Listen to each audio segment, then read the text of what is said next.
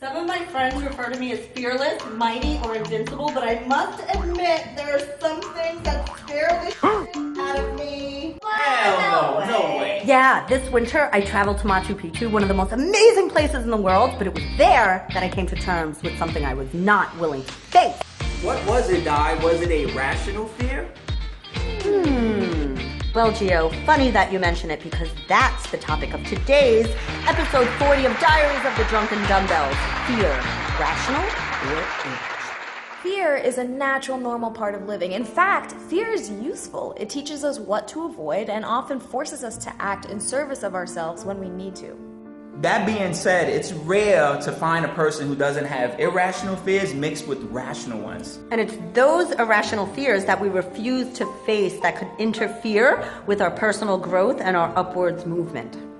How can we tell the difference between rational and irrational fears? Well, I've come up with a simple tool that we can use to test the rationality of our fears. P-A-U-S-E, pause. That's right. Take a moment to pause. P.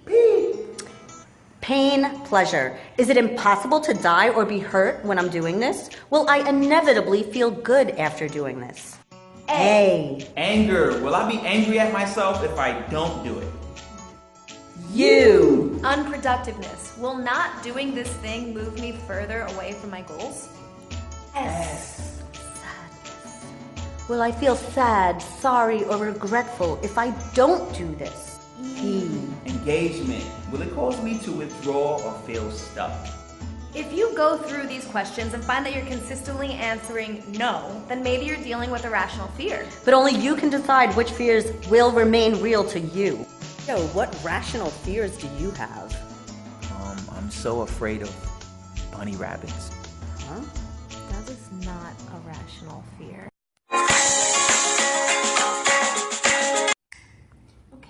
Okay. I'm scared of bunny I rabbits. understand. Don't forget what I talked about. Pause. Note that there is nothing inherently bad about accepting your hard fear limits. Knowing our limits with anything can do a great service for ourselves. It gives us the opportunity to reject that which would cause us to pause. Pause. But it's not facing our irrational fears that can hinder our personal growth. Try to discover for yourself which are rational and based on your needs versus irrational and based on some unknown factor. Rational fears are usually something that can present clear and present danger. But rational fears can become irrational if they're over-exaggerated. Yeah, great point. Like due to emotion or hysterical, illogical thinking. Now, there are, of course, gray areas in the rational versus irrational fear debate. And there is plenty of room for opinion. But being able to recognize the source of the fear is the first step to deciding where your limits are surrounding it.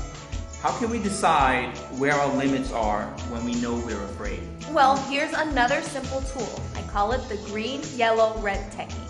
And it's exactly what you imagined it to be.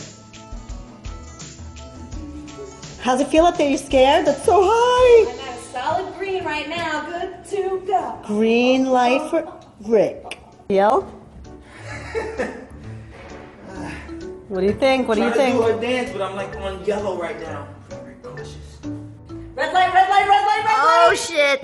If you're feeling super confident about something, Green. green. Not so sure, but thinking about it, Yellow. no. Red.